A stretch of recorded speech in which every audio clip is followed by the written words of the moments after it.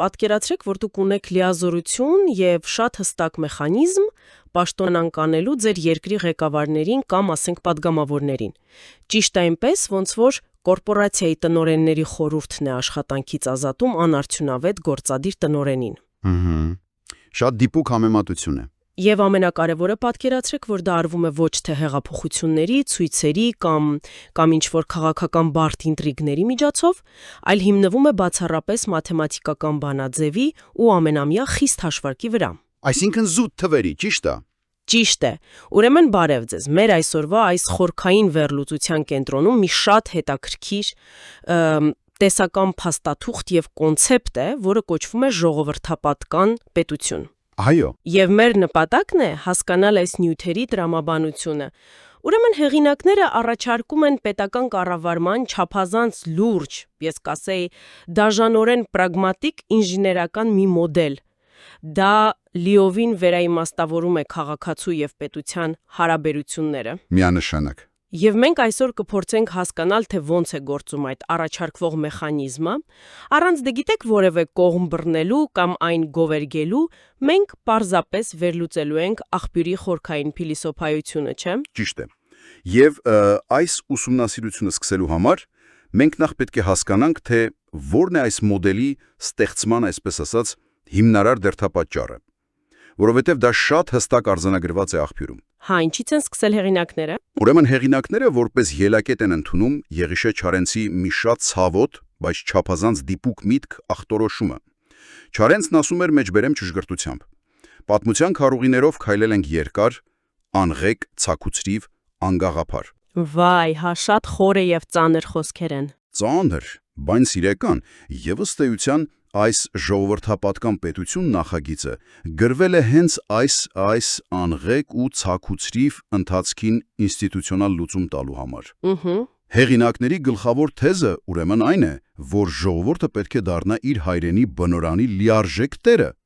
եւ ոչ թե պարզապես ինչ-որ դեկլարատիվ սիրուն հայտարարություններով։ Դե հա, խոսքերով բոլորն էլ տեր են։ Այո, այլ կառավարման բոլոր օղակներում ուղիղ եւ անընդհատ վերահսկվող իշխանություն ունենալու միջոցով։ Դա է նրանց պրագմատիկ մոտեցումը։ Հասկանալի է, այսինքն եթե դուք հիմա լսում եք մեզ, այս քննարկումը ձեզ ցույց կտա պետական ապարատի մի լրիվ այլընտրանքային գծագիր։ Մի մոդել, որտեղ կառավարությունը նախագծված է որպես հստակ, չափելի եւ խստորեն հաշվետու մի կառույց։ Ճիշտ այդպես։ Եվ եթե հեղինակները ցանկանում են վերացնել պետության այս, ասենք, անհեգ լինելը, ինչպես են նրանք առաջարկում կառուցել այդ նոր ղեկը, որովհետև ուսումնասիրելով աղբյուրը ես տեսնում եմ մի բան, որն ինձ շատ զարմացրեց։ Վեցաթև կառուցվածքը հավանաբար։ Այո, առաջարկվում է իշխանության վեցաթև ճարտարապետություն, որը դե բավականին տարբերվում է մեզ բոլորիս ծանոթ այդ դասական գործադիր, օրենսդիր եւ դատական եռյակից, չէ՞։ Ինչպես է գործում այս վեցաթև համակարգը պրակտիկայում։ Ուրեմն համակարգը խարսխված է 3 հիմնական հենասյունների վրա, որոնք էլ հետո արդեն բաժանվում են այդ 6 ինքնուրույն թևերի։ Առաջին հենասյունը, որ նվթեղինակների ամենաֆունդամենտալն է, կոչվում է ազգային գոյության հիմքեր, եւ այստեղ առանձնացված են 2 թև՝ մշակույթ եւ իրավունք։ Սպասեք, այստեղ ես պետք է ձեզ կանգնեցնեմ եւ խնդրեմ մանրամասնել, որովհետեւ նյութերում կա մի ձևակերպում, որը դե միանգամից աչքի է զարնում։ Ինչը նկատի ունեք։ Նշվում է, որ մշակույթը հանդես է գալիս որպես իշխանության ինքնուրույն թև, բայց այն իր մեջ ներառում է ոչ միայն, ասենք, լեզուն կամ արվեստ, այլև գիտությունը, կրոնը, բժշկությունը եւ անգամ խոհանոցը։ Այո, բայց ինչպես կարող է պետական իշխանության թևը կառավարել կամ իշխանություն բանեցնել խոհանոցի վրա, կամ կրոնի։ Սա մի քիչ անսովոր է հնչում եւ կարող է թվալ որպես ինչ-որ միջամտություն մարդկանց առօրյա կյանքին։ Ինչ են հեղինակները վրանով նկատի ունեցել։ Դե աղբյուրի տրամաբանությունն այստեղ բոլորովին այն չէ, որ քաղաքացիների ճաշացանկը կամ անձնական հավատքը թելադրեն, բացարձակ։ Հա, դա արդեն դիկտատուրա կլիներ։ Ճիշտ է։ Նպատակը ազգային ինքնության բաղադրիչները պետական անվտանգության մակարդակի բարձրացնելն է, այսինքն հեղինակները դիտարկում են մշակույթը, ներառյալ ավանդական խոհանոցը, լեզուն, կրթական ստանդարտներն ու անգամ բժշկությունը որպես ազգի ԴՆԹ։ Որպես ԴՆԹ հետաքրքիր է, եւ նրանց պնդմամբ, գիտեք, դասական պետություններում այս ոլորտները հաճախ թողնվում են երկրորդական գերատեսչությունների հույսին, որոնք ունեն շատ սահմանափակ բյուջե, չունեն ռեալ քաղաքական կշիռ։ Դե հա, մշակույթի նախարարությունը սովորաբար ամենաթույլն է լինում բյուջեով։ Տիպուկ նկատեցիք։ Իսկ ահա ժողովրդապատական պետություն մոդելում մշակույթի թևին տրվում է սահմանադրական ինքնուրույն որոշումներ կայացնելու լիազորություն, հավասարազոր օրինակ անվտանգության կամ տնտեսական գերատեսչություններին։ Սա արվում է ասիմիլյացիայից պաշտպանվելու եւ մեր կրթական ու հոգեվոր գոյությունը ինստիտուցիոնալ մակարդակով ամրագրելու համար։ Հասկանալի է, այսինքն սա ըստ էության դիտվում է որպես գոյաբանական պաշտպանության վահան։ Շատ պարզ է։ Իսկ երկրորդ թևը՝ իրավունքը։ Դե ենթադրում եմ ավելի շատ վերաբերում է պետության ֆիզիկական կամ նյութական ենթակառուցվածքներին։ Ճիշտ այդպես։ Եթե մշակույթը հոգևոր եւ մտավոր ինքնության պահապանն է, ապա իրավունքը արդեն կարգավորում է մատերիալիստական գոյությունը։ Ինչպես նաեւ ազգային անվտանգությունը, այսինքն բանակը եւ արտաքին հարաբերությունները։ Սա կարելի է ասել գործադիր իշխանության ամենածանր եւ ամենառեսուրսատար հատվածն է այս մոդելում։ Լավ, ուրեմն մենք ունենք այս հիմքերը, բայց ցանկացած մեծ համակարգ կարիք ունի ներքին կարգավորիչների, որպեսզի այն չվերածվի անվերահսկելի մեքենայի կամ, ասենք, չքայքայվի ներքին կոռուպցիայից, չէ՞։ Անպայման։ Եվ նյութերում նկարագրվում է երկրորդ հենասյունը, որը հենց այդպես էլ կոչվում է հարաբերությունների կարգավորիչներ։ Ինչպես են հեղինակները նախագծել այս վերահսկողական մեխանիզմը։ Ուրեմն այստեղ հեղինակները նախատեսել են զուգահեռ գործող երկու հզոր թևեր։ Առաջինը դա բարձրագույն դատարանն է, այն կազմված է լինելու 7 կամ 9 անձից եւ ապահովելու է վերջնական անբեկանելի արդարադատություն, ինչպես նաեւ լուծելու է սահմանադրական կամ ինստիտուցիոնալ վեճերը։ Պարզ է։ Բա երկրորդը։ Երկրորդը դրան զուգահեռ գործող անկախ վերահսկողության թևն է։ Գիտեք, ի տարբերություն մեր ժամանակակից շատ պետությունների, որտեղ քննչական եւ վերահսկիչ մարմինները հաճախ ենթարկվում են գործադիրին, Այո, միշտ կախված են կառավարությունից։ ճիշտ է, բայց այս մոդելում դրանք միավորված են մեկ ամբողջական, բացարձակ ինքնուրույն թևի մեջ։ Այն իր մեջ միավորում է վերահսկող ծառայությունը, քննչական ծառայությունը եւ անգամ դատախազությունը։ Եվ այս ճարտարապետության գլխավոր նպատակն է ստեղծել այնպիսի ուժեղ հակակշիռ, որը զերծ կլինի ցանկացած տիպի քաղաքական ճնշումներից։ Դա իսկապես հզոր լծակ է ստացվում, եւ վերջապես մենք գալիս ենք երրորդ հենասյանը համախմբման ինստիտուտներին, որը բաղկացած է օրենսդիր ժողովից եւ համընդհանուր ազգային ժողովից։ Այո, Ընդ որում, վերջինիս կառուցվածքը, ես ձեզ ասեմ, ինձ շատ զարմացրեց։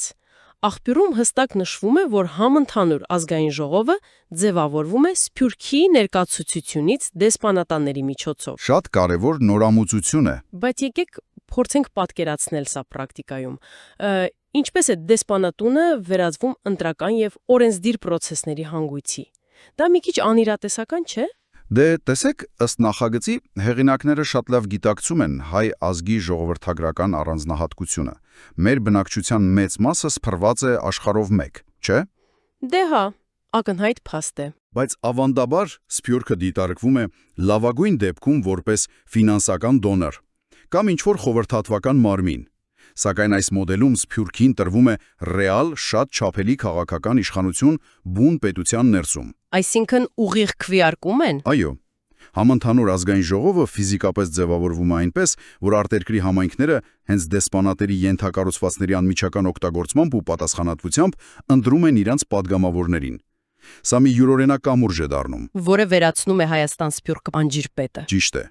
եւ որոշումների կայացումը դարձնում է իրապես համազգային process։ Շատ հետաքրքիր է։ Եվ այստեղ մենք հասնում ենք այս մոդելի թերևս ամենահետաքրքիր ինժեներական լուծմանը։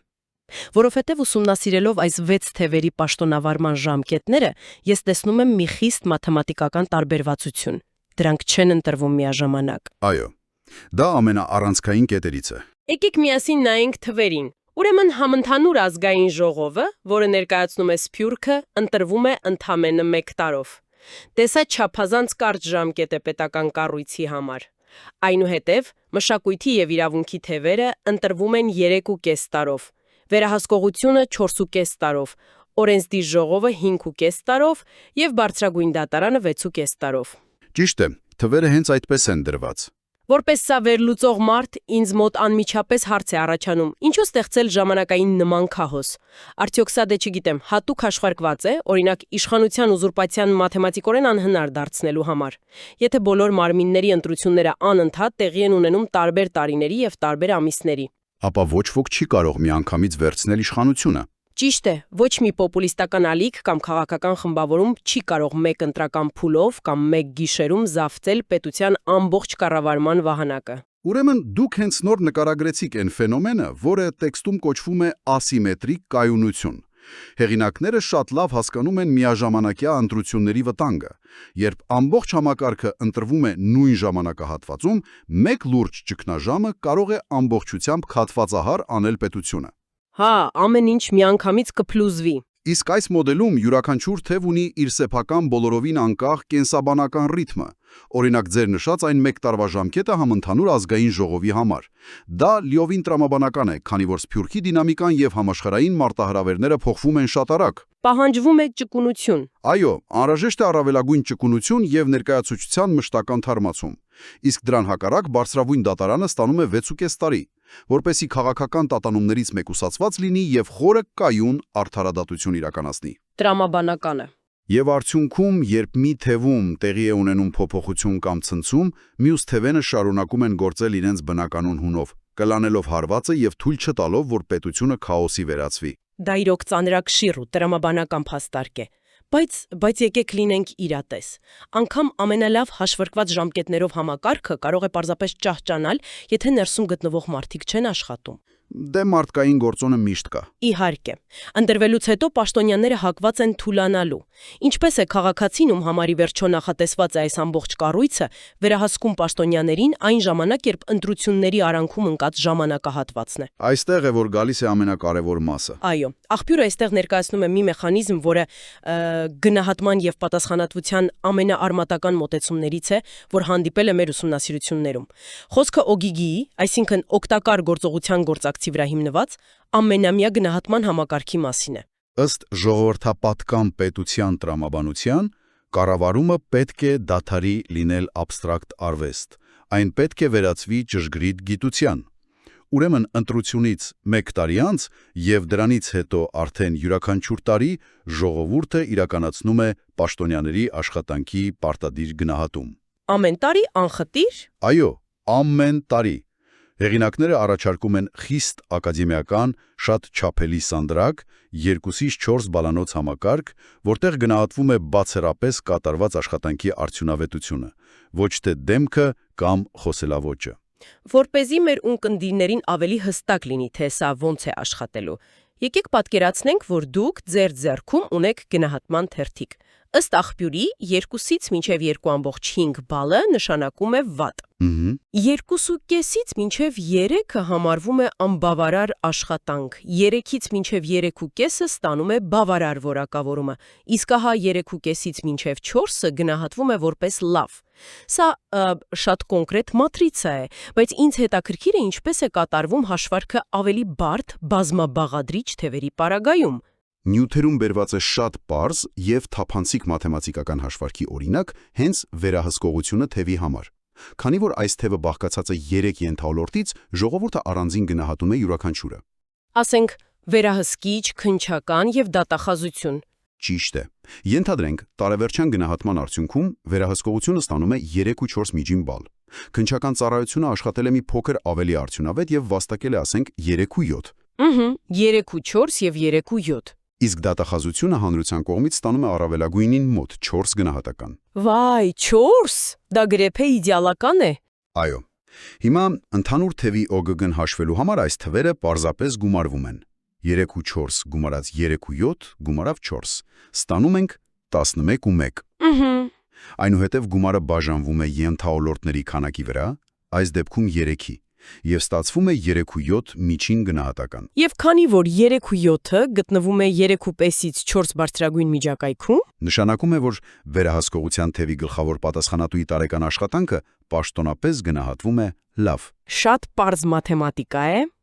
բայց այստեղ ես ուզում եմ մի փոքր վիճարկել այս մոդելի իրատեսական լինելը, զուտ հոգեբանական տեսանկյունից։ Ինչու՞։ Դուք նկարագրում եք մի համակարգ, որը պահանջում է անաչառ, չոր վիճակագրական մոտեցում, բայց մենք բոլորս լավ գիտենք, թե ինչպես է աշխատում զանգվածային հոգեբանությունը եւ ընդհանրապես քաղաքականությունը իրական կյանքում։ Դե մարդիկ զգացմունքային էակներ են։ Հենց դա եմ ասում։ Ընտրողները հաճախ առաջնորդվում են զուտ էմոցիոնալ ազդակներով։ Մարդիկ կարող են բարձր գնահատել պաշտոնյային պարզապես նրա, չգիտեմ, խարիզմայի համար կամ լավ ռետորաբանության, սոցիալական ցանցերում ճիշտ դիրքավորման համար։ Այո, նման բան հաճախ է լինում։ Եվ հակառակը, տապալել փայլուն պրոֆեսիոնալին, որովհետև նա կոշտ է շփման մեջ կամ հաճելի ժպիտ չունի։ Արդյոք հեղինակները հաշվի են առել, որ հանրությունը հաճախ պարզապես չունի այս սառը ինժեներական մտածելակերպը պաշտոնյաների ՕԳԳ-ն օբյեկտիվորեն չափելու համար։ Ուրեմն սա բերում է մեզ այս փաստաթղթի ամենախորքային եւ ամենաակադեմիական գաղափարներից մեկին։ Հեղինակները միամիտ չեն, գիտեք։ Նրանք ամենևին էլ չեն պնդում, թե հասարակությունը այս պահին արդեն իսկ կատարյալ ռացիոնալ է։ Բա ինչպես են լուծում այդ հարցը։ Նրանք ներմուծում են մի շատ կարևոր հասկացություն, որը տեքստում կոչվում է հանրային խրատուսում։ Խրատուսում, հետաքրքիր բառ է։ Բառն ինքնին շատ խոսուն է՝ խրատվել եւ ուսանել միաժամանակ։ Մոդելի տրամաբանությունն այն է, որ ամենամյա այս գնահատման գործընթացը կրում է ոչ միայն պաշտոնյային վերահսկելու դեր, այլև բուն հասարակությանը ինքնակրթելու առաքելություն։ Այսինքն, process-ը սովորեցնում է քաղաքացուն։ Միանշանակ, երբ քաղաքացին ամեն տարի ստիպված է ուսումնասիրել տվյալ ոլորտի փաստացի արդյունքները եւ որոշել պաշտոնյայի ճակատագիրը հենց բալային համակարգով, նա աստիճանաբար սովորում է կառավարել իր պետությունը։ Հասկանալի է։ Ուրեմն հեղինակների գաղափարն այն է, որ գործընթացն ինքնին հսկայական քրթական դեր ունի։ Այսինքն դու որպես քաղաքացի դադարում ես լինել пассив սպառող, ով մեկ անգամ քվեարկում է ու հետո 5 տարի բողոքում է արդյունքներից։ Այո, հենց այդ пассивությունից են ուզում ձերբազատվել։ Ամեն տարի անցնելով այս խրատուսման միջով, հանրությունը սովորում է զանազանել էժանագին պոպուլիզմը իրական ՕԳԳ-ից։ Դա բավականին արմատական մոտեցում է ժողովրդավարական ինստիտուտների նկատմամբ։ Շատ արմատական։ Բայց լավ, եկեք հասկանանք հետևանքները։ Ենթադրենք ես որպես քաղաքացի իմ ուսումնասիրությունների արդյունքում որոշեցի ու տվեցի անբավարար գնահատական։ Եվ այդպես արեց մեծամասնությունը։ Ինչ է տեղի ունենում պրակտիկայում այն պաշտոնյայի կամ падգամավորի հետ ու մոգեգն գնահատվում է ցածր։ Լացում ու գնում է տուն։ Այստեղ համակարգը ցուցադրում է իր դաժանորեն ճշգրիտ եւ լիովին անզիջում բնույթը, որը գործում է գրեթե որպես ավտոմատացված մեխանիզմ։ Ըստ նախագծի, եթե պատասխանատուները, падգամավորները կամ թեկուզ դատավորները երկու անգամ անընդմեջ ստանում են անբավարար գնահատական, այսինքն 2 տարի վատ են աշխատում։ Այո, 2 անգամ անընդմեջ, ապա նրանք անմիջապես, առանց որևէ բացառության կամ քննարկման, հետ են կանչվում իրենց պաշտոններից։ Լուրջ։ Ուղղակի ավտոմատ հեռացվում է։ Միանգամից։ Եվ այդ ոլորտում անապաղաղ նշանակվում են նոր ընտրություններ։ Վաու։ Այսինքն ոչ մի իմփիչմենտի բարդ պրոցեդուրա խորհրդարանում, ոչ մի քաղաքական լոբբինգ կամ կուլիսային բանակցություններ, ուղիղ մաթեմատիկական հեռացում զուտ անարդյունավետության հիմքով։ Ճիշտ է։ Բայց գիտեք, ուսումնասիրելով նյութերը, ես նկատում եմ մի շատ ավելի խիստ եւ անհանդուրժող պայման, որը վերաբերում է հաջորդ ընտրություններին մասնակցելուն։ Ես ճիշտ եմ հասկանում, որ այս մոդելում միջակ կամ վատ աշխատած պաշտոնյան կարող է ընդհանրապես զրկվել վերընտրվելու շանսից։ Դա այդպես է։ Այո, եւ դա մոդելի ամենախիստ զտիչն է։ Ուրեմն տեքստում կա շատ հստակ արձանագրված պահանջ։ Հաջորդ ընտրությանը մասնակցելու իրավունք ստանալու համար բոլոր թևերի պատասխանատուներն ու падգամավորները պարտադիր պետք է դրական գնահատված լինեն իրենց նախորդ շրջափուլում։ Այսինքն, եթե վատ ես աշխատել, ել չես կարող դնել քո թեկնածությունը։ Անհնար է։ Աղբյուրը հատուկ ընդգծում է դատավորների օրինակը, հստակ նշելով, որ միայն այն դատավորները, ովքեր պաշտոնավարման ընթացքում 2 անգամ ստացել են լավ գնահատական, միայն նրանք կունենան իրավունք մասնակցելու հաջորդող ընտրություններին։ Եթե դուք չեք ապահոval պահանջվող բարձր ՕԳԳ-ն, համակարգը պարզապես փակում է ձեր առջև պետական կառավարման դռները։ Սա նման է նրան, որ ժամանակակից կորպորացիայի թոփ մենեջերին հեռացնեն աշխատանքից ֆինանսական ցուցանիշները տապալելու համար եւ ինստիտուցիոնալ մակարդակով արգելեն երբևէ նորից դիմել ղեկավար պաշտոնի նույն ընկերությունում։ Հենց դա է։ Սա էլ ավանդական քաղաքականություն չէ։ իր գաղափարախոսական դաշինքներով կամ, դե գիտեք, կուսակցական հովանավորչությամբ։ Սա զուտ պրագմատիկ գրեթե բիզնես կառավարման աուդիտի տրամաբանություն է, որտեղ քո միակ արժույթը քո իրականացրած օգտակար գործողության գործակիցն է։ Այո, Եթե արդյունք չկա, դու զրկվում ես պետական մեքենայի ղեկին մոտենալու հնարավորությունից։ եւ հերինակների ամբողջ տրամաբանությունը հենց սա է։ Պետական պաշտոնը պետք է դադարի լինել արտոնություն կամ քաղաքական պայքարի ինչ-որ ինքնանպատակ տրոֆեյ։ Այն դառնում է չափելի, ծանր եւ ամենօրյա հաշվետվողականություն պահանջող աշխատանք։ Եվ այս խիստ զտիչ մեխանիզմների ու տարբերակված ժանկետների համադրությունը մի նպատակ ունի՝ ստեղծել մի պետություն, որը ինքն իրեն մաքրում է ներքին խոտանից։ Դե ինչ, եկեք մի պահ կանգ առնենք եւ փորձենք ամփոփել այս փաստաթղթերի հիմնական ուղերձները։ Մեր այսօրվա այս խորքային ուսումնասիրության ընթացքում մենք տեսանք, որ ժողովրդապատկան պետության տեսությունը առաջարկում է ոչ թե զգացմունքային պոպուլիզմ, այլ խիստ հաշվարկված, վեցաթև ինստիտուցիոնալ ճարտարապետություն։ Ամեն ինչ մաթեմատիկայի վրա է։ Մի մոդել, որն ապահովում է ասիմետրիկ կայունություն տարբերակված ընտրական ժամկետների միջոցով և կառուցված է 2-ից 4 բալանոց սանդրակով գործող ամենամյա գնահատման, ես կսեի բավականին ագրեսիվ վերահսկողության վրա։ Եվ պետք է նորից շեշտել, որ ըստ հեղինակների այս ամենի վերջնանպատակը պարզապես իշխանությանը պատժելը չէ, դա հանրության այդ խրատուսման գործընթացն է։ Հասարակությանը էմոցիոնալ զանգվածից սառը դատող, պահանջատեր եւ շատ գրագետ կառավարիչների հավաքականության վերածելը։ Հենց դա է ամենակարևորը։ Եվ եթե դուք մեզ հիմա լսում եք եւ հետևում եք այս մտային էքսպերիմենտին, փորձեք պատկերացնել ձեզ այս նախագծված աշխարհում։ Դուք այլևս пассив ընտրող չեք, որի դերը, ասենք, ավարտվում է քվեատուփի մոտ ընտրության օրը։ Դուք դառնում եք աուդիտոր։ Ճիշտ է։ Դուք վերածվում եք ակտիվ ամենամյա աուդիտորի, կրելով պետության օգեիգան պահպանելու անձնական պատասխանատվությունը։ Այս մոդելը մաթեմատիկական ճշգրտությամբ գծագրված մի բարդ ժամացույցի է նման, որի նպատակն է հավերժ վերացնել պետության անղեկ եւ ցակուցրիվ լինելը, ինչպես Չարենցն էր ասում։ Միանշանակ։ Որի շուրջ իսկապես արժե մտորել։ Եթե այս չափելի մաթեմատիկական խստության մոդելը վերցնենք ու ներդնենք հենց վաղը, արդյոք մենք որպես հանրություն արդեն իսկ ունենք այն անհաշեշտ խրատուսումը եւ սառը դատողությունը մեր անձնական համակրանքներն ու հույզերը մի կողմ դնելու համար։ Շատ լավ հարց է։ Արդյոք կարող ենք պաշտոնյաներին զուտ ըստ իրենց օգտակար գործողության գործակցի գնահատել։ Մտածեք այս մասին։ Արդյոք մենք արդեն պատրաստ ենք ստանձնել այդպիսի անողող ժամացույցի իրական վարպետի դերը։ Շնորհակալություն մեզ միանալու համար։